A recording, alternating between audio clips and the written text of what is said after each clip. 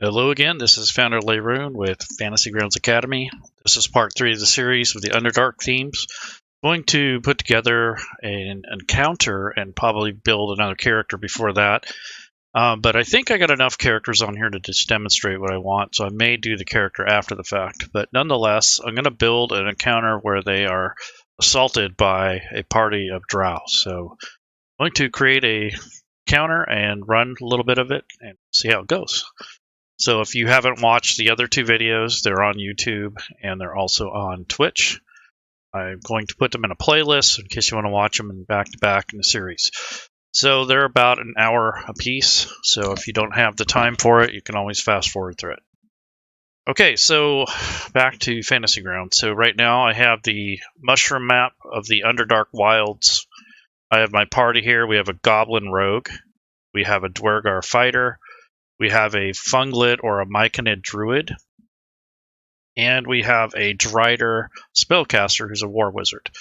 So I'm going to bring up the combat tracker. They're on the combat tracker, and then once they're on there, you put them on the map. So that's just a way to test line of sight. And as you claim each token here, you can see the lighting change per token. If you want to see what the players see, you have to open up or unlock the map and change the mode here to enable or disable player vision if you want it on permanently. That's what the players will see. Or you can hit Control P, which will give you a preview. It doesn't stay on, it just you have to hold it, and it basically shows you what's what. So that's basically how I have it set. I'm going to bring the map over to the right a little bit, shrink it just a touch. Go ahead and right click, and I'm going to click View and zoom to fit, and that will fit your given window there. It'll take care of that. So I'm going to build a drow party of NPCs that's basically going to be patrolling or ambushing party. So I want to create a kind of a somewhat balanced encounter. So what I'm going to do is, if I plan on running this encounter more than once, I'm going to probably build an encounter that will encompass how many party members you have. The only way that would work is if I use a formula and then also to use the party sheet. So the party sheet is the overview of your group. This is really helpful, especially for campaigns. One shot, you probably don't need to use it, but for an ongoing campaign or something you're going to be using a lot, this is a useful tool because you get an overview anyway. So whether or not you use it's up to you, but I think it's a really good tool. So I'm just going to drag over the player. So you grab the links on the right-hand side of the combat tracker for each player and just drag and drop them onto the party sheet, just like that. And once you do so, you'll notice that you're going to get a copy. Let's see, I got a duplicate there. So you're going to get a copy of the character and all their stats. So you basically get an overview. So I'll bring the Dwergar over here and the Funglet, which is the Myconid Mushroom Man. So these are all the different characters. And you see the special senses is there. I also have the perception. So their average perception is probably about 14 based on this. So that's something I look at in case I want to do a group perception check. And then you have their inventory overview. So when you first add them, you want to probably hit refresh to rebuild the inventory just so that everything is showing. So you can see who has what. You can see the overview of their money. And this is also where you would distribute coins and wealth and treasure. The order sheet, you would have them set this up. So I think the order of watch would be the Dwergar would be first watch. The Drider would be the last watch. The Goblin would be the third watch, and the Funglet would be the second watch. So that's your watch order. If you want to use the marching formation sketch or map, you just right-click on it, click on Layers, and then you set the grid. And you can left-click and drag to get your layers. And then when you drag something on, it actually will start displaying the grid itself. and then you can hold down the control key and mouse wheel back and forth to change the size of your tokens. So you can use this in a pinch. If you don't have a battle map, you can use this to help illustrate whatever it is you need. So let's just drag these guys over and use this as a way to determine their marching order. So I'm going to drag the goblin over next. Probably don't need to make him very big. And then I'm going to drag over the Drider. So he's going to be a lot bigger. So we'll see what he looks like.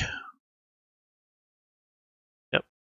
So when you have a large creature, usually you center it over 4 square. So that's basically what he's taking up. And the Funglet's pretty tall. He's not really huge. He's more like a beanpole, but he's pretty tall.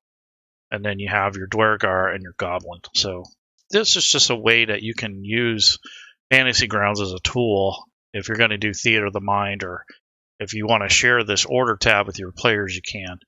And then the XP tab is where you're going to award experience points and quest rewards, which is like your goals or milestones. So those are your overviews for your party sheet.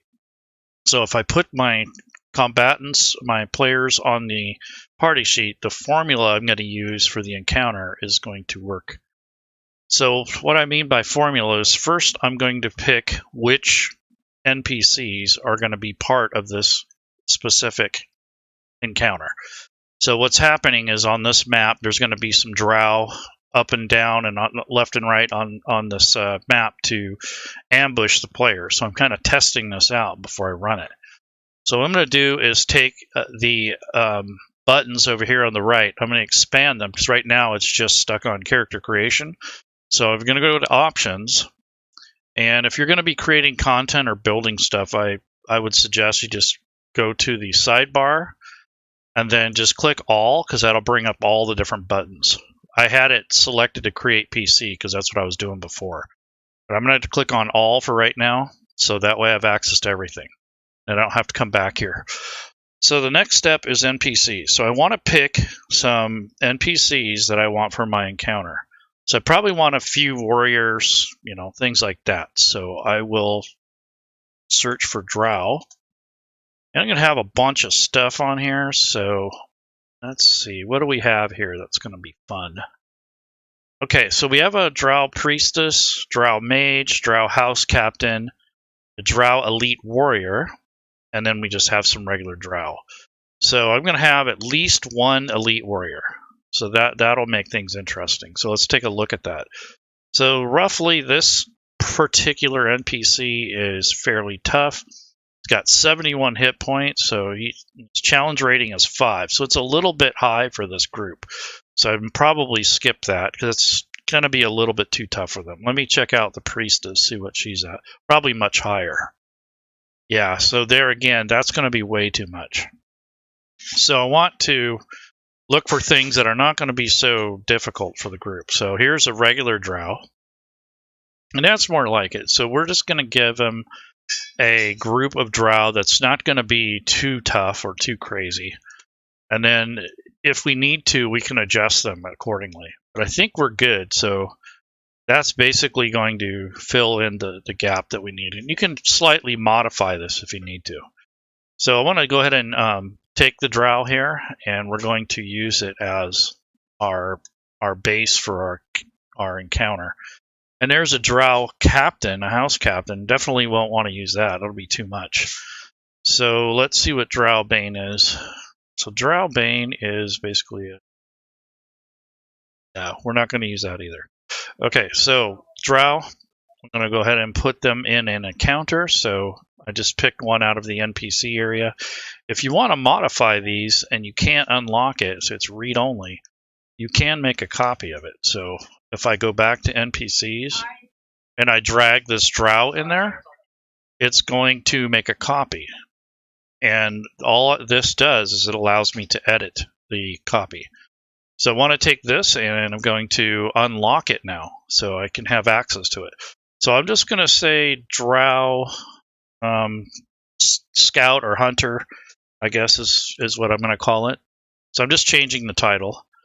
And I want to do this before I build the encounter, of course. So the stats here is I'm going to change the stats a little. So 11 for strength, 15 on dex, and I'll leave the rest. They have perception and stealth. Maybe I would change that to survival or something. It's up to you.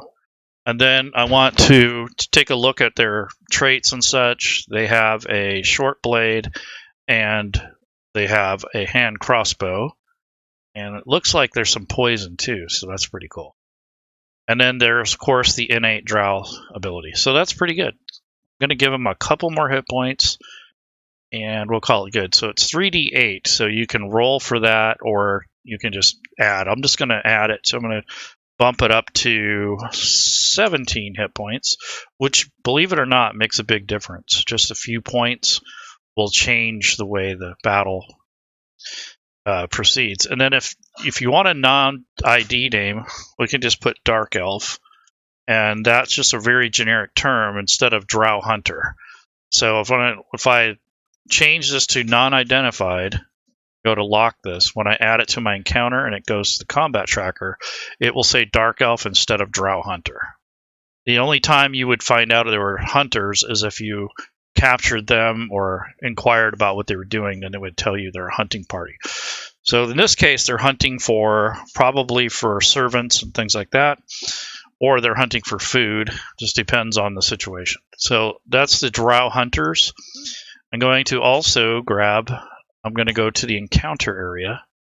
One of the things we should do is including in the NPCs area, if you're going to create content, and if you want to use it over and over, you definitely want to organize it. So to organize it, you're going to make new groups. So the drow that I have here, I'm going to use the drop down in the NPC section, click on create category. It's going to call it group 1 or group 2. So you want to change that title, so you can click edit groups, and I'm going to call this Underdark Encounter, just for the sake of consistency. I'll just like encounters, because there'll probably be more than one. And then I'll get out of the edit mode. And then once I've created that, what I'm going to do is take the Drow Hunter and drag it to that section. So I'm going to use the drop down. I'm not going to select anything. I'm just going to scroll to where I find the area that I made. That's in this Underdark Encounters. I'm going to drag the Hunter, this one that I made that is not attached to anything. It's going to be part of that group. So I'm just dragging and dropping it into the group. So now that we have this group, this is where all the encounters that I'm going to build myself are going to go. So anything that you want to build, I would start making groups for it in case you want to export later. So this is another thing. I'm going to do the same thing in this encounter area. So I'm going to click on plus button, or in this case, I'm going to go to the random encounters, because this isn't going to be a staged encounter. It's going to be based off the number of people. So again, I'm going to go to group. I'm going to click the add category. I'm going to click the edit button. I'm going to rename it to Underdark Encounters. That way I can keep this organized. And if you go to export it, again, it will help you organize your work and keep it separate from the stuff that's already there. And that way, when you go to export it, you'll have your own groups, and it will be much more organized. You'll know what's what and where your stuff is. If you leave it in uncategorized or all, it gets mixed in with everything else. So you have to learn how to use the groups to move through your content. So I'm going to click Underground Encounters. It's in the random area, and now I'm going to actually add the encounter itself, or the template for it. So add item, or you can right click and add item if you want for creating content. I'm going to close the NPC window for now. And I'm just going to show you this encounter part is this new random encounter. I'm going to call it fungal ambush, I guess, is the title of it. It's just a name I give it, and I'm going to link it to map. So fungal ambush, that's what I'm going to call this. And I go ahead and close the encounter window. I'm going to bring back up the NPCs, and you can see I'm still in the Underdark Encounters. So that's handy to have that filter. The only problem is when you restart Fantasy Grounds or you come back in, you have to reselect the group. But other than that, it's pretty decent while you're in the session. So I'm going to drag over the Drow Hunter. So if you notice, the Drow Hunter has this icon, this round pog. So I want to change the token. So rather than changing it at this level, which is the NPC level on the stat block, instead of changing it here, which is more permanent, I'm just going to change it for the encounter. So I'm going to go to my assets, and in my assets folder under tokens, I have a data folder, which is the top level or the main master level. And then I'm going to look for some dark elves or drow or something. So here's a folder called drow. So let's take a look at that. So I'm going to open this up, and there is a plethora of different drow here that I have collected. So I'm going to go through these and see which one I want to use for the hunters. So they probably want an array of bows and arrows. And so here's a dark dweller. So that's basically a drow. Okay, so here's a drow dweller, I guess is what you'd call it. So I want to use this, probably these ones with a knife or something that would be similar to what you would think would be representative of the tokens you're using. So I want to go and check another folder because I have an Underdark folder that has a lot of Underdark tokens. So that's pretty cool. So I'm going to grab, let's see. I'm going to take this Bragan Dareth looking one and use that, or I can use this female assassin looking one if I wanted to, or even the Weapon Master. I think that's a little much. So I think this Bragan Dareth one will work really good.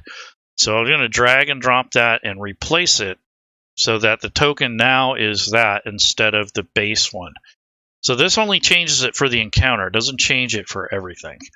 So that's a kind of a cool thing to know. So there's the encounter, the NPCs. I'm going to close that.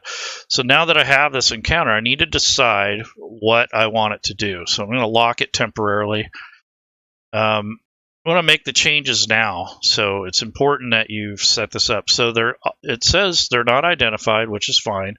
It says faction, which means that when you add it to the combat tracker, it's going to inherit the actual stat block stat or the alignment from the stat block. So if they're evil, it's going to consider it as a threat or as an enemy. So if you want them to be neutral or good, you need to switch that, and you can also force it to evil if you want to, or in this case friendly, neutral, or hostile. So you can set that to hostile automatically if you want, but if you leave it at faction, it's going to inherit whatever the alignment is anyways.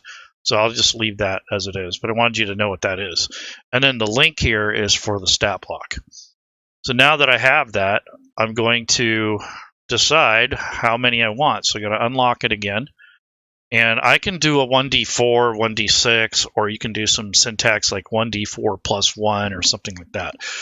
But if you want to be really fancy and you're going to run this encounter over and over and over, or if you're going to sell a product and you're not sure what size party the DM and the players are going to use, you can set this up to base it off of the number of party members in the party sheet. It's not from the combat tracker, it's on the party sheet, so whoever's in the party. So if you have NPCs helping you and such, then this thing isn't going to really help much. So if you're going to have just party members and then you're going to have this encounter, you could set this up. So in this case, I always want to have 2 more than the party number. So regardless of how many party members I have, I'm always going to have 2 more drow. So all I have to do is use $PC. It's uppercase. So $PC. That means it's going to look at the number of what's on the party sheet, and that's what that does. So it looks at the number here of how many entries there are, and then you can add syntax or formula part. So you can go -1, or you can go +2, or you can go divided, or you can go multiplication. So in this case, I usually have all the positive stuff on the left side and all the negative stuff or the deduction on the other side. So if I do a /2, that would divide this by 2, and you would have only 2. So I'm going to go with 2 plus the number of party members. So if I generate this encounter, it should give me 6, which it did. So that's one way you can do it. You can also put other syntax in there. Maybe you want a boss or whatever also. So you can just put 1, and it would only generate the one boss regardless. Or you can put the number of PCs divided by 2, and then that would give you your number. Now, if it's an odd number, like if you have 5 and it does divided by 2, it will round down and it will give you 2.5 in the encounter, but it's actually only going to be 2. So you just have to adjust it at that point. But this is the generated encounter for this particular party. So this is what you would send to the combat tracker. So if you wanted to set this up as a module or something you want to run later, I can link this to the map. And then when I need to run this again, or when I need this to come up again, I just click that, click generate. It sends the drow to the ones I generated to the combat tracker. So I'm going to do that now. So I'm going to change the formula to 1 plus the number of PCs. So that should give me 5. And I only know that because I know the number of party members. But when you are using this for a group that you're not sure what the size is going to be, especially like if you're going to create a module and you want this to be somewhat balanced, you can do that. But you still have to do a little bit of research. It doesn't take in compensation the party levels or the hit dice. So you kind of have to keep that in mind when you do this. But this is just a quick and dirty way to kind of balance the encounter out. So this will say 1 more drow than there are party members. And that's basically where I have it set at. So that is a way that you can kind of mitigate the encounter without having to redo the whole thing. So that really helps in the long run when you have different party members with different groups running the same encounter, because you're not going to know which is which. So it really depends on the usage. So that's basically how you could set that up, or you can just create a regular encounter and populate all the creature. So I'll do that. So this is just one that's based off the number of party members. If you want it to be a set encounter, then you would just go to encounters, make your own group like we did with the random one. So I'm going to just go ahead and make my own category. And then I'm going to click the edit button and change the title to Underdark Encounters like the rest of them. So you want to name your groups accordingly. So Underdark Encounters, and then I'm going to click the edit button to stop editing. Go down to Underground Encounters or Underdark Encounters. Click this plus button, or you can right click inside here and create an item. So what this is going to do is just create a static encounter. There's not going to be much in the way of randomization or anything. So I'll just call this ambush. This is fungal, we'll say fungal ambush, fungal jungle ambush or something like that. So that's basically what this is going to be called. And then I'm going to grab the NPC that I made, the Drow Hunter, put it over there. And then I'm going to set this to 5. There's no formula, so that's automatically just going to be 5. And then I'm going to take the library assets that I was looking at earlier, and I'm going to assign the token again. So if I go to my data folder, and then I have a folder called Underdark, which I want to look at. There's one called Underdark Denizens too, so I want to see that one. Oh yeah, this has got a ton of them. So I don't want to go through all this right now, but there's a ton of these here. Yeah, so that's a little much for the topic here, but I'm just going to go back to the Underdark one, and I'm going to use this Bregendareth token. This is by Bernardo Hasselman. He made these for me. So that is basically the Drow Hunters. I replaced the token, but I did it at the encounter level, not at the NPC level, because you don't want to change it permanently necessarily. And then I'm going to refresh, so that gives me a CR2 encounter worth 250. So if I thought that was a little weak, I could bump it up to 6 and then refresh it and see what. I think they can handle 6 of them, and these guys aren't that tough, so I think that you can do that on the fly if you want, or before you place anything. But for the sake of time, I'm just going to go back to 5 and refresh it. And that way, it's not going to take forever. So there's the 5 hunters. I'm going to drag and drop this link onto the map so it's available, and then close it. So if I close this and I come back to Fantasy Grounds and I bring everything up, I have a shortcut down below, so I'm going to bring that up. There's my map. There's the party members. I would probably start them on one side or the other. So for the party members, I'm going to bring them over and start them here instead of all the way into the encounter zone, or the threat zone. So here's the goblin. He's going to be over here. And then, of course, our Dwergar warrior is going to be up here too. So this is basically how it's going to go. So we don't have a lot of fighters. If I was going to build anything else, I'd probably make a ranger or some kind of militant type. Because we have a war wizard, we have a fighter, we have a druid, and we have a goblin. So we'll see what happens. So I'm going to go ahead and run this encounter. So if you have any questions in the chat, you go ahead and ask before I get started. I'm going to bring up the encounter, and I'm going to place the drow ahead of time before the session starts. So you can set it to the combat tracker now and just drag them over manually or as a mob, or you can place them ahead of time. So it's up to you how the encounter is supposed to roll out. But I'm going to take the individual tokens from the encounter and place them strategically on the map. So there's going to be some drow hanging out on these different mushroom platforms. So they're going to be hiding up on top. So I'm going to take the drow hunter, number 1, and just drag and drop it on top of the mushroom. And go ahead and increase the size a little bit so it's more visible. And just kind of drag these individuals into places where they're going to hide. Here's one that's going to sit on top of this platform. Let's see, make him a little bit bigger so he's more visible, but that's for me, not for the players.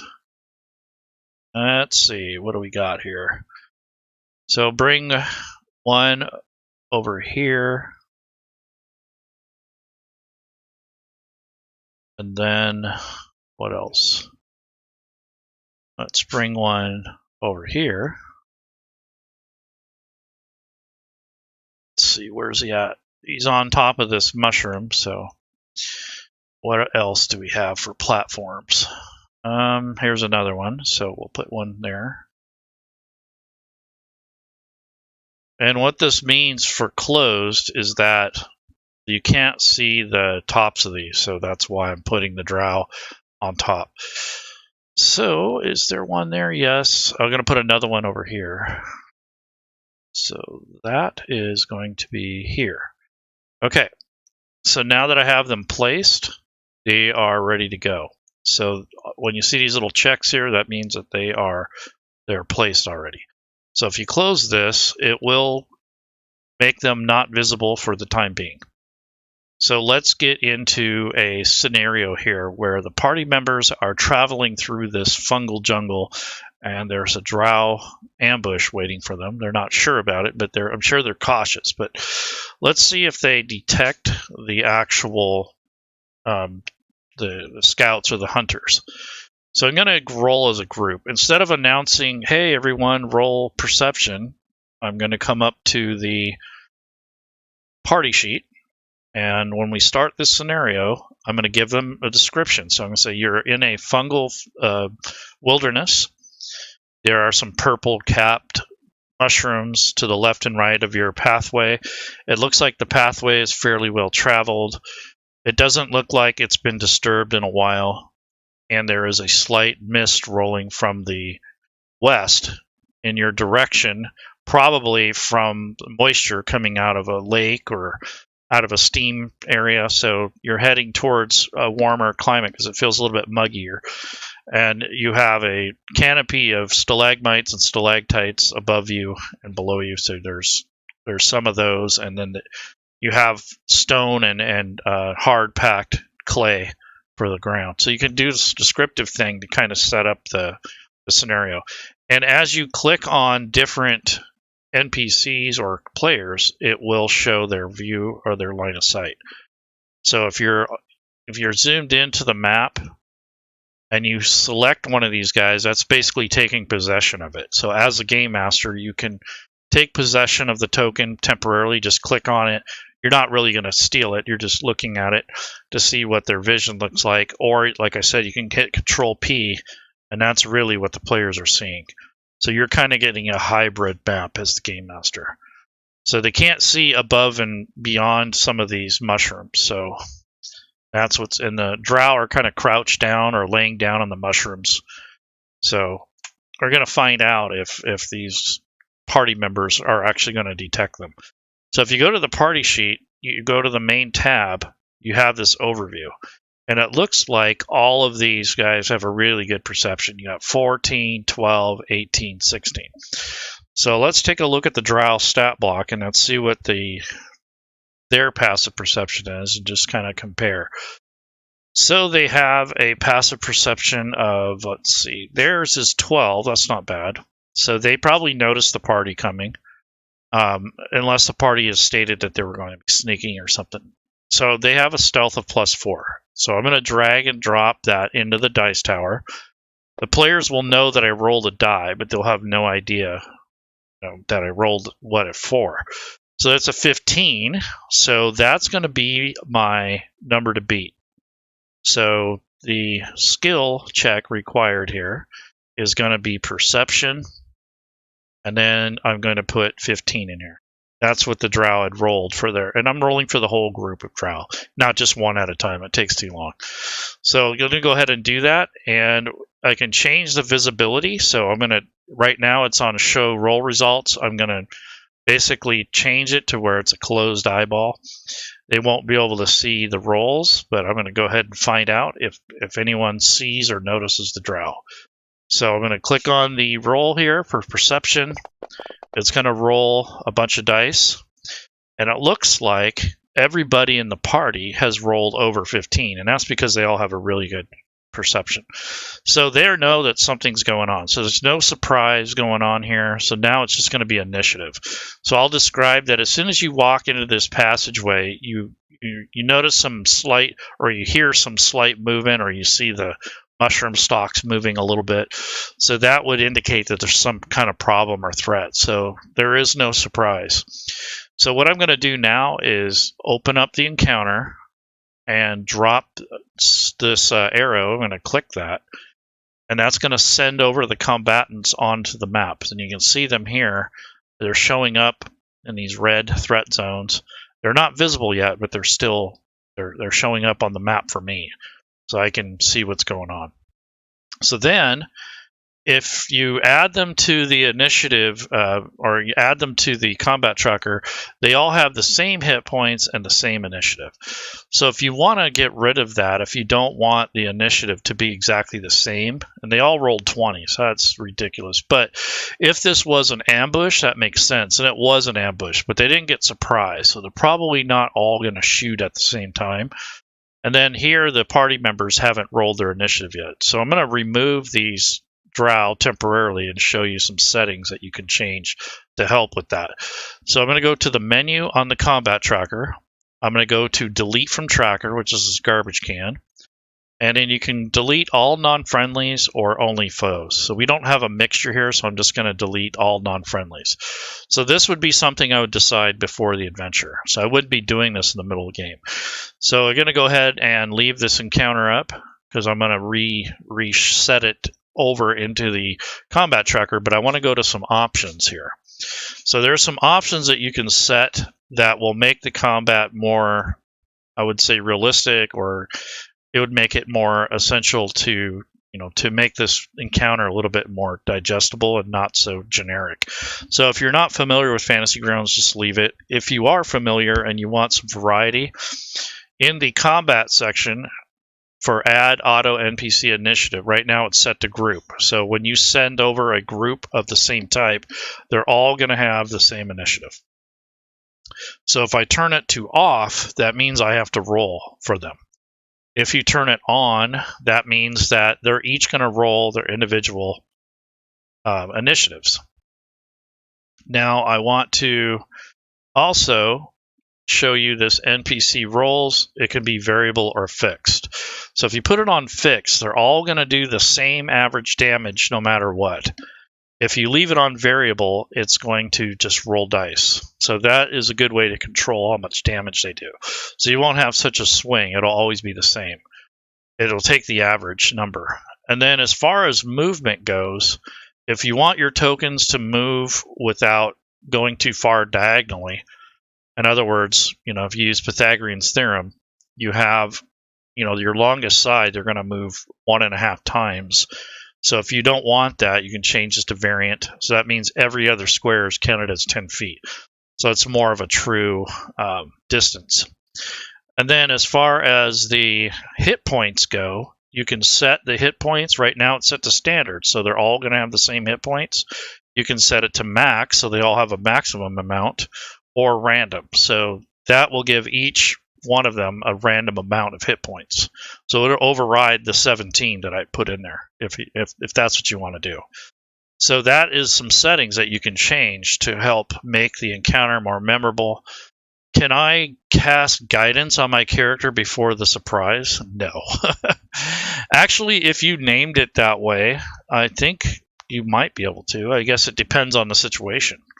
So anyhow, so that's I would let it happen if the conditions were right. If you're just doing that to metagame, no. So that is basically how that works. And then you can hit the down arrow, and that will actually set them back onto the combat tracker. So this would have been done ahead of time, hopefully. And hit this down arrow, and now when you add the drow, they all have different initiatives and different hit points. At least some of them do. So it's not so, basically it's not so rigged and so generic and everyone's on a big mob. So maybe for an encounter that might be cool for all to have the same initiative, but in realistic terms, I don't think that. And there's hit points too. I think having the same exact hit points every time is kind of predictable. And I know people that metagame will say, well, those are only supposed to have 15 hit points. Well, yeah, that's if you're playing as rules as written. If you're creating your own combat encounters, they can be anywhere between 3 and 24 according to that 3d8. Plus you factor in their health bonus if they have a good con. So that's not always the case. I've had people say, well, goblins only have 7 hit points. How come he has 12? And those are people that metagame, and that's not really D&D. That's comparing numbers. So let's go to the actual combat. So we have they're all placed. They're on the combat tracker. They're not visible yet. So now I'm going to roll for the players. So since I don't have players connected, I can go to menu and initiative, which is this exclamation mark in this case. And then I can roll for the PCs, I can roll for NPCs, or I can roll for both. Or I can clear. I'm going to just roll for the PCs. And now that I've rolled, it's restacked the order here. So now I know any of these green ones are basically the green ones are basically the friendly. So start the round at the top here, which is Dark Elf number 1. And when I clicked on it, you see it move the map and the focus over to this character. Now, if that drives you nuts and it moves your map too much and you don't want that, you can change the setting. So if you don't want the map to get out of focus and you don't want it to keep jumping around like that, it's helpful in some cases, but if you have the map set where you want it, you don't always want it to move. So if you go to the options, and the players have to set this as well. So where it says turn auto center map, if you turn that off, it won't move the map around. So here is the Dark Elf number 1. Okay, so Dark Elf number 1 is basically just above this mushroom cap, not too high, but he's going to target the dwarf here. So to do that, I hold down the right control key, and I have possession of the token. So you want to make sure you have possession or it's not going to work right. And then I'm going to hold down the right control key and click on the dwarf. So when I mouse over, you see he's 85 feet, and I don't see the targeting. So let's see what we got here. Yeah, it's not targeting him. What's going on here? Okay, so let's see what happens. So targeting. Yeah, there's nobody targeted here. So you can drag the target onto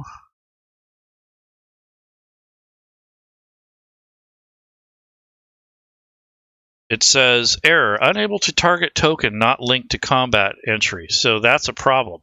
So if you see that's an issue. So what we're going to have to do is re-drag the characters onto the map. So I'm going to temporarily take them off. So if you see that's an issue. So I'm just going to change all the party members to everything but good. And then I'm going to go to menu and go to delete from tracker. And I'm going to only delete the foes, or excuse me, all non-friendlies. So that took all the stuff off the combat tracker, because that when you lose your links like that, that's what really gets frustrating. And then for the tokens, I'm going to right click, delete token, and delete all. So that is already borked. So if you come across that, more than likely you're going to have to reset it up. So if I go to the party sheet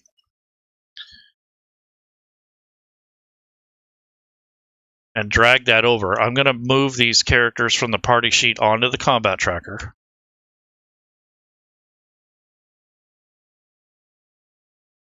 Yep.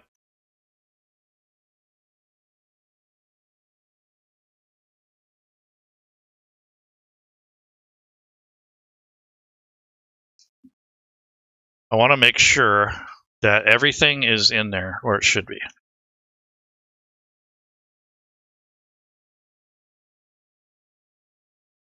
So that has something to do with moving these things around and changing things. So if you come across that, you're probably going to have to re-drag them on because it lost the link.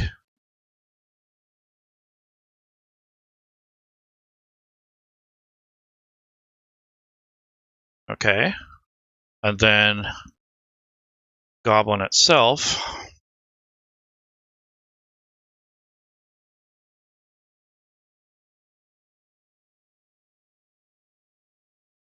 Okay, so those are re-drug onto there. And then I'm going to drag them as a group into this section. So I'm going to take the green skull and I dragged it onto the map, drag them all on together. And now they should be a part of this. They didn't have that green on them. I think that they got broken somehow. And then as far as the drow go, I just bring up the encounter again, drop it down. It's going to change the initiative order, but at least it fixes the links. And then I'm going to hit menu and hit initiative, and I'm going to roll for the PCs. And that gives us a new round here to start. So I'm going to go back up to the Funglet. It's going to be his turn, basically. So it's up here. So let's see what he can do. So I'm going to bring up his character sheet. And this is important for players and for game masters to know. So if you bring up if it's this player's turn and you bring up the character sheet, it's good to have this in a spot where you're going to be able to get to it. So I'm going to shrink the map down just a little bit more. And then I'm going to bring it over here, bring in the NPCs and players into this area here. And the reason for that is when you're playing, you don't want to have to keep messing around with the map. So this is where I'm going to have it centered.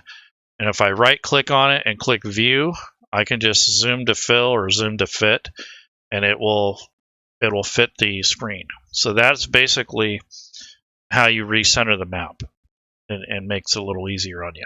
So you're not dragging it all over the place. So the links got broken, and that's something I'm glad that happened in a way, because that's something that's not a token. Yeah, I think it was from the token that lost. Yeah, it was. They lost the link somehow, and I'm not sure how that happens, because they were on the combat tracker, and then I drugged them over individually, but for some reason when I was monkeying around with it, they lost the link. So I don't know what I did wrong, but I'm sure I did it. I just don't know what I did. And then I'm going to clear the chat area so it's not a big mess. And then as you bring up the characters, I'm going to go to the Actions tab, because that's where most of their items are. So if you go to the Actions tab on the character sheets, that's where all their combat actions. So he has a great club. There's a couple cantrips, some spells. So I need to go to the preparation mode. I'm going to prepare just the spells that he has. So he's got Cure Wounds, Earth Tremor, Fairy Fire, and probably Bark Skin. And that should be it. And maybe Healing Spirit. So those are the ones that he has prepared for today. So now I'm going to switch it to Combat and to Summary or Actions. So there's the Actions tab, and here are the spell slots, and there's the cantrips, and there's this Great Club. The Great Club is going to take 2 hands, so I need to change the handedness. So this is where you want to be as a player. You want to have this on the Actions tab, and you want to be able to see the map and the combat tracker. So that's kind of why I have it set up this way. So now that you have that, you just leave it that way, and next time you come back, if you accidentally close the character or you close the map, you can bring that stuff back. So in this case, like let's say you accidentally close your character sheet and the map. So if that happens to you, just double click on the link. That'll bring up the character sheet, and if you double click on the token, that'll bring up the map that you were just on. So that's important to know that too. So a lot of new players say, "Can you bring the map back up for me?" And they really need to know how to do that, so that it really helps speed things up. So that's an important tip that you know. So do you have any idea why it's possible for a player to delete his own token? Why would that ever? I don't know. It's probably something broken within Fantasy Grounds. I don't know that stuff. I think it's something to do with the permissions or whatever. So not sure, but sounds like something that should be brought up to Smiteworks. Okay, so yeah, they shouldn't manage their own tokens if they're not going to be able to switch them out. So I mean, they took away the ability for players to assign tokens, so I don't know why they should be able to delete them. Doesn't make sense. Okay, so the Funglet is not really an aggressive type. So what I think he's going to do is cast Bark Skin on himself, because he doesn't really have any armor. He just has natural armor. So right now, let's see what it looks like. Yeah, so he only has a 12 AC. So I'm going to go ahead and put Bark Skin. So if I click on this little button here, it's going to put an effect on him. I think he's going to stay put, or maybe he'll move to cover or something like that. But so he's going to cast the spell, Bark Skin. And once I do that, I manually check off a 2nd level slot. And he has the effect on him, which is concentration. So if you go to his character sheet, it doesn't change the actual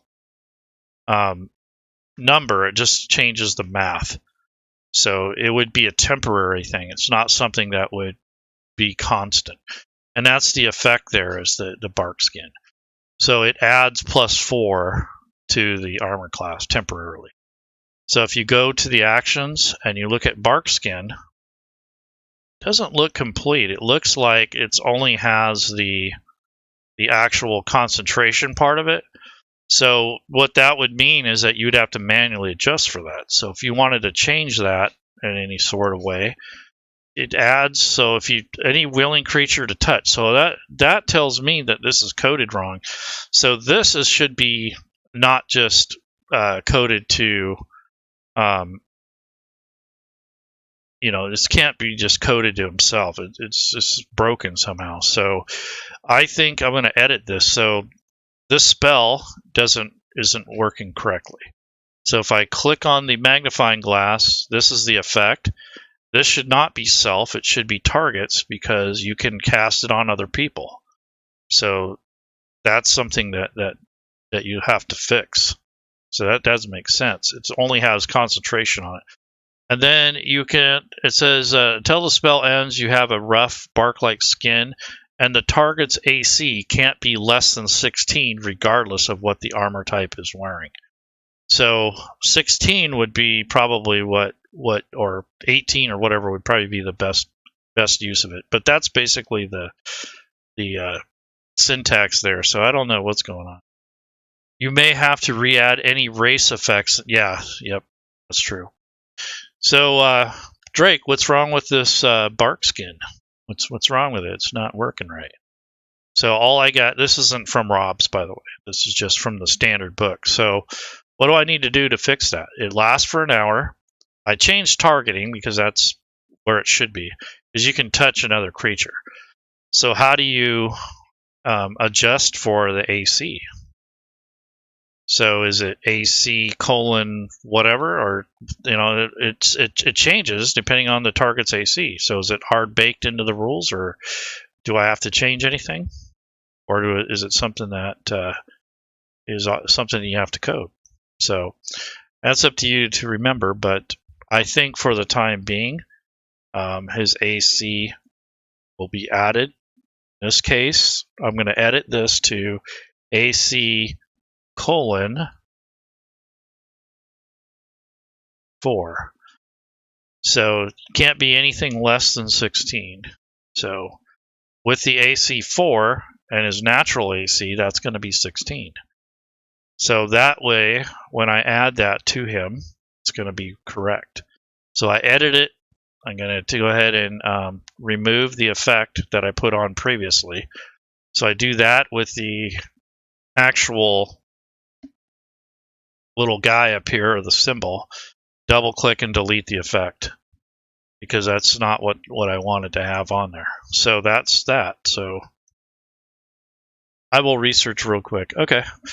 So it's not critical that you do that. I mean, technically you can use the modifiers before you attack him, but I wanted to make it a little simpler for me. So if I need to edit it before I play the game, that might be something. So I just put AC : 4, which will add the effect to the character. And instead of just clicking the button now, I have to drag the effect onto my combat tracker entry. So if I do that now, it's going to add the AC 4 and the concentration effect. So that also means I cannot cast any other concentration spells.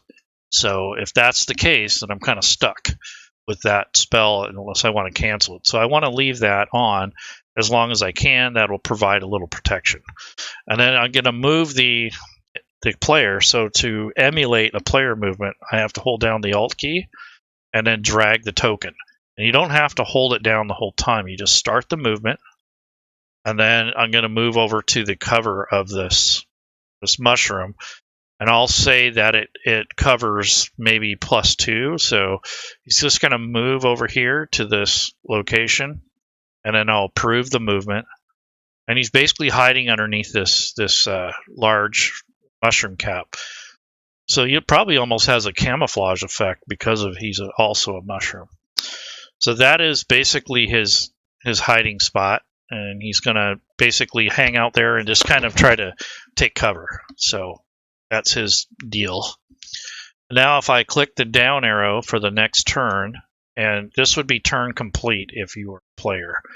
So turn complete is something that you do for etiquette. And I'm going to stretch this menu down a little bit so I can see everything. So once you're done with that, then you would click the next actor or turn complete, depending on if you're the GM or not. So now it goes to the Drider, and as you can see, it highlighted him.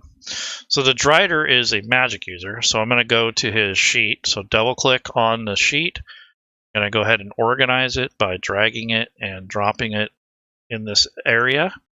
And then I'm going to go to his actions tab, like I did with the mushroom guy.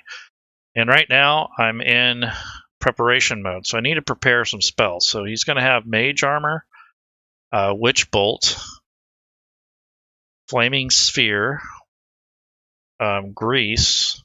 I think that's pretty much. I think he can prepare one more. I don't remember. So he'll have Thunder Wave too. So those are just basically what he has prepared. And then this would have been done before the game, but I wanted to show you some of the steps there. So combat actions. Okay, so this is what it looks like for that. And he has a hand crossbow and darts. So I think he's going to cast Mage Armor. So he knows that he needs to change into some kind of protective mode. He doesn't have a lot of armor, but he does have a exoskeleton, and it gives him a 16 base, so that's pretty good. But I'm going to go ahead and click Mage Armor, and that's a first level spell, so I'm just going to manually select that and cast it at first level, and then the effect is going to go on him, but I'm going to take a look at it and see what, yeah, it just says AC3, so it's not self or anything like that, but I'm going to drag it to him, and that will add that AC3 to him. And it's not a concentration spell, so. Yeah. Barkskin AC edit, yep. Yep, I got it. So I did that right. So I just gave him a +4. Makes sense. Okay. So I did that right. So he couldn't be any higher than 16 or any lower. So I just gave him AC 4 because that's his base armor class is 12. So I don't think I'm cheating. And then the AC 3 is adding 3 to the Drider's armor class. So they're kind of buffing themselves up so they don't get thumped by these drow. So now I'm going to hit this. He's going to move. I think he's going to move aside as well. So he's going to just cross this little area here. So I'm going to take control of him, hold down the Alt key, start the movement, and I'm going to move him under these mushrooms. And I'm going to hit the OK button. Go ahead and open these up so we can see him better. So he's basically hiding next to these mushrooms, or at least he's using them as cover. So that's his turn. He cast a spell, he moved, and the other guy moved as well. So they know to get out of the way. So the next person to go is Dark Elf number 4. So this Dark Elf here is going to target the Goblin. So if I hold down the Control key and I click on the Goblin, you're going to end up basically targeting the wrong person. And that's because, first of all, you have to take control. So I have control of the Dark Elf now. And now I'm going to hold down control, and that will target the actual Goblin. See, initially I just held down control, and it was actually targeting the Drider because it's the last thing I touched.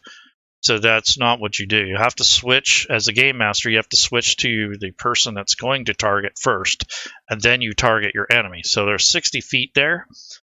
The Goblin is targeted. It shows it in the combat tracker, and I do not have an error code like I had last time. So let's go ahead and make the attack roll. So right on his stat block, there's a +4 hand crossbow attack. So I'm going to go ahead and double click, and then also there's a poison thing here. So there's a saving throw and all kinds of stuff. So let's see what happens. So I'm going to go ahead and do the attack roll, just double click. And he was able to hit the Goblin, so let's see how much damage the Goblin takes. So it's 1d6 plus 2 piercing. So he took 3 points of damage, but now he has to do a Constitution save. So I'm just going to drag and drop the save onto the token, or you can do it in the combat tracker too. So you can drag it to the Goblin on the combat tracker. It'll force the saving throw, and he failed. So he might be unconscious. So I'm going to put the effect of poison on him for an hour, which will give him disadvantage more than likely, and then the effect of unconscious for an hour. So that Goblin's pretty much out of commission. So he ain't going nowhere. And he's going to be out for an hour, so I mean that's what drow poison's good for. So this guy is just going to move back a little bit. So I'm going to hold down the control key or the alt key, excuse me. Take possession of the token and move him back.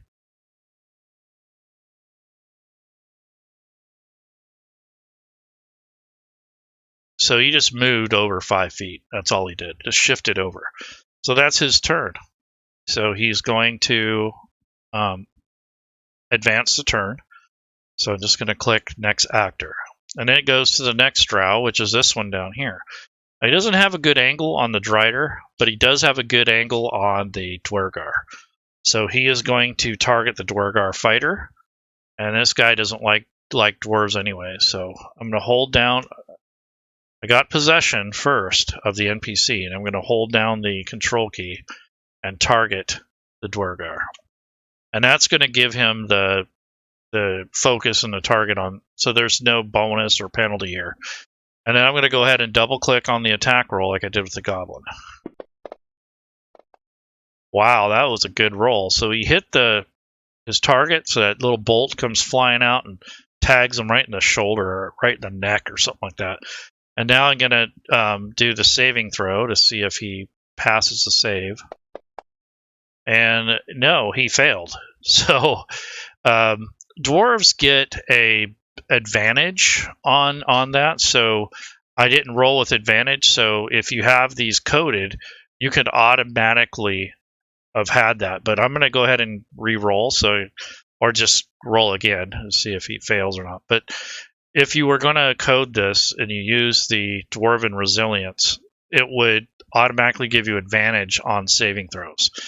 So let me try that again. So I'm going to click advantage, and this would be to save against the poison. So if I drag that over again, let's see what happens. Oops.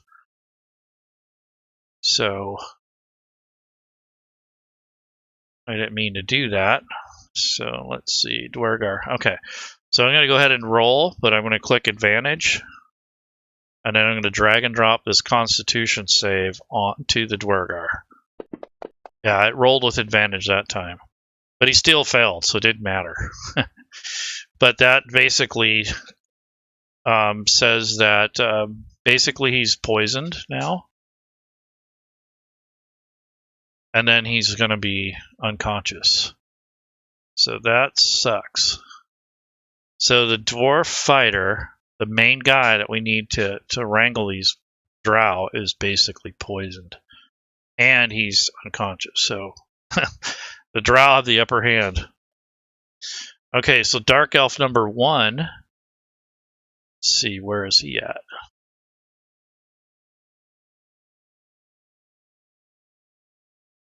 That was number 5, so where's number 1 at?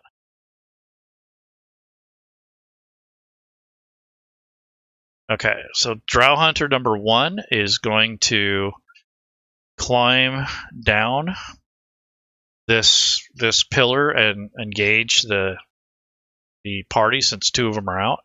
So I'm going to have him make a check of some sort to see if he falls or not. He shouldn't, but you never know. So I'm going to bring up a stat block, and on his stat block should have some way to check this. So it'll be an athletics check.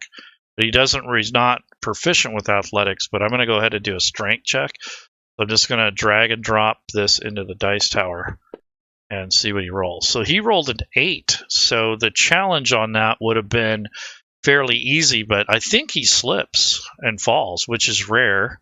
But rolling an 8, he has a decent dexterity.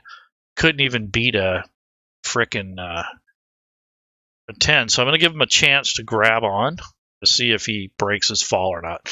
So I'm going to go to his dex save, basically, and I'm going to have him drag and drop that into the dice tower. Let's see if he gets his grip. No, he rolled a 1. So I'm going to actually have him take some damage. So he probably falls at least, a good 10 feet at least, 15 feet. So he falls for 15 feet, so he's going to take some damage. That dwarf should have some gut buster drink, yeah, no doubt. I thought the base was 11 for what? No, it was I don't know what you're saying, but anyhow, the other guy had natural armor. That's why he had a base of 12. So the save failed. This guy failed to climb down. And now I'm just going to manually give him some damage. I don't have a hazard set up for falling. So I'm just going to roll some dice here. So what is it, a D10 or a D6? I forget. I think it's a D10 for falling. Let me go. Let's look at the library. This is where you want to look up stuff. So we go to the library. And let's go to the Dungeon Master's Guide and go to the reference manual. So instead of looking it up online, we can go here and just say fall. So maybe that's not. There's wilderness survival, wilderness hazards. And then you come in here and you go, okay, there's quicksand, there's razor vine, there's slippery ice, foraging. So where's falling damage at? There's traps right here. So this might give you some idea. So detecting and disabling a trap, trap effects. So this would be a D10. So I'm just going to roll D10 or 2D10 for the fall. That's fair. And just drop it in. I don't even care what it is. So he takes 15 points of damage. He basically killed himself. So he's slipped and fell, got too excited, and he's basically dead. So that drow slipped and fell, or he lost his grip, and he's gone. So that took care of him. So he fell and cracked his head open. That's basically what happened. D6, max 20 D6, yeah. Per 10 feet. Yeah, I just rolled 2D10, but yeah, I get you. So that's fair enough. I was going to, instead of 3D10, so that's close enough. 3D6 is 18, so yeah, that's close. So that basically took care of him, knocked him right out. So, yikes. So he fell to his death, and that sucked really bad. So he wasn't very happy. So the goblin, I have to skip over him because he's basically unconscious. So. Next actor. So Drow Hunter number 3 is up here. He's going to target the... Let's see, who is he going to target? He's going to target the funglet, but it's going to be kind of hard for him to target the funglet because... darn it. Let's move out of that. Okay. So I'm going to make sure I have possession of him. He's going to target the funglet.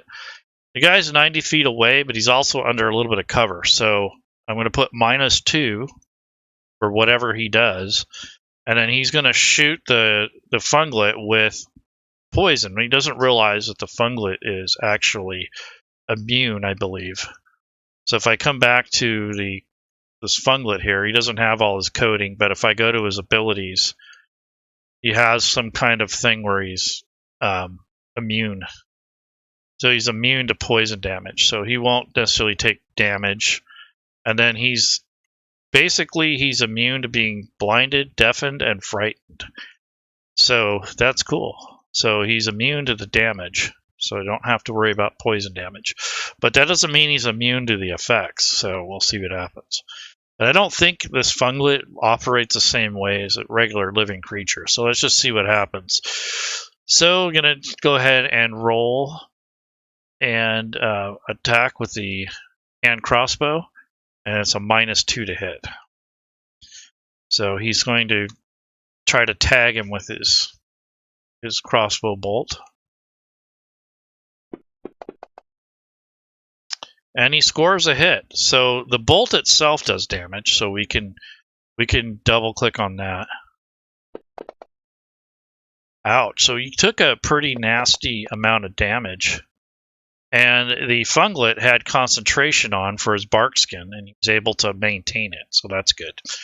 So the damage, he was wounded, but the roll for his concentration was automatic, so he was able to maintain the spell.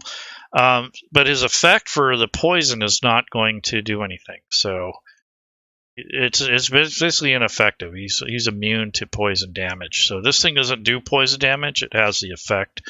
So I don't think this is going to put him to sleep or anything. So that's good. So at least he's not down. Dwergar. So he's asleep, and he should have the poison effect on him. I don't know why he doesn't, but he's unconscious anyways. So he's down for the count. So the Drow Hunter number 2 is, or excuse me, yeah, number 2. Where is he at? He's over here, and he's going to take a pop shot at the Drider. So again, it's going to be very similar. I'm going to hold down the control key, click on the Drider, and I'm going to apply the -2 to hit.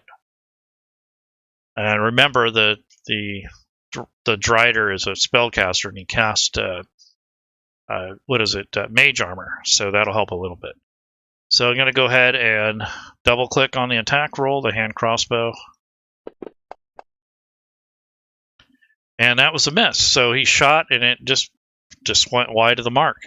So the cover did help a little bit for the Drider. So I'm going to go ahead and hit next actor. So the Funglet is going to come out of his place, and he might have to do something offensive. So if I go to his sheet,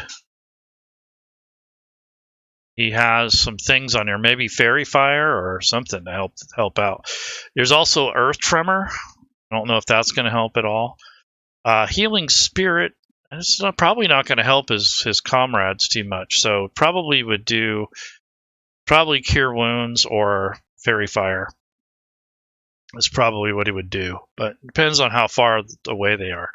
But basically, that's how the combat plays out. You go through each one. It's a good way to test things. So I think based on what happened here, since the Drow have poison like that, I think I'm going to change the encounter to just 4 or 3 Drow instead of 5. And I would probably make some adjustments from there. So it's good to kind of run through this a little bit to see how it plays out. So now if I actually run this encounter for my party, it's not going to be OP, and it's going to be a little bit more balanced. So that poison's pretty devastating. So if that's the case, I might decrease the chances of that by just decreasing the number of Drow. So I'd go back to my encounter, and I would go up to this jungle or fungal jungle ambush and unlock it and change that to 3. And then refresh. So it may only be a CR1 encounter, but being the fact that they use the poison, it's probably a little higher than that. But that is basically how you'd adjust. And that would be the same thing for the random encounter. So if I was going to use that, I would probably say the number of PCs -1. So I'll unlock this, and I'm going to change this to -1. So that should give me 3. So if I generate it, yeah, there's 3. So that's how you would adjust for that. So that would kind of bring things into perspective. It wouldn't be so difficult in the party. Just depends on what you want to do in the roles and such. So I think that would make an easier time for them if you were concerned about them not succeeding. But I would let that play out and make them captives is what I would do. Wouldn't outright kill them. So I think that's about all I'm going to do to cover that. And I think that would help you guys make a themed encounter. Like I said, I'm using this background is the Sir Mott's his dark theme here. It's on the Forge, or you can find it on the forums, and it works pretty well with all the different add-ons. So if you have extensions that require graphical changes, this one adapts pretty well to that. So this is a theme from someone built for the community. It's pretty cool. So I kind of made it for the Dark Elf. I also changed the color of the dice so it's more themed with the purple and such. And then on the map itself, I went ahead and used the color of the mushrooms. So when I set the grid on the map, I just went to the grid area, and I went to the tint and used the eyedropper and just kind of hover over different parts of the map to change the color of the grid. And then it turned down the opacity a little bit so it's not too bright. So it kind of gives like a themed thing. You can do the same thing with the dice. I'm going to come over to the dice color. And right now I have a dark purple selected, but you can do the eyedropper and use the color from the background. And that will give you this kind of purplish color. So that's, and then not to mention this already has a purple for the text. So it's pretty cool. So that's just a way to kind of make things a little bit more immersive. So hopefully you guys, this helps you out. This is part 3 of series of stuff that I built for this. I think this will be the last one for this series. So I started off with putting the map in and doing line of sight. Then I did one to build all the characters out, and now this is going to be the final, which is the combat test to run to see how it works. So anyhow, take care everyone, have a good day, and again, join Fantasy Grounds Academy if you need help with Fantasy Grounds. And I hope that all of you learned a little bit. And Drake's saying that if I go to the assets folder, library, and I go to the Dungeon Master's Guide and go to the reference manual, he's saying that it's under the environmental area. So let me check that out. Environ.